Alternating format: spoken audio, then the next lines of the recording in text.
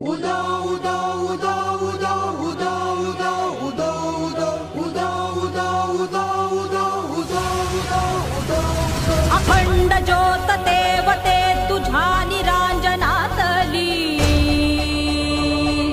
अपार भाव भक्तीने तुझीच मूर्त पूजिली।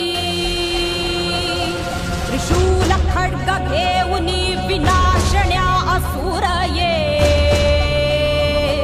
बनून रौद्र कामिनी प्रकाशण्या तिमिर ये।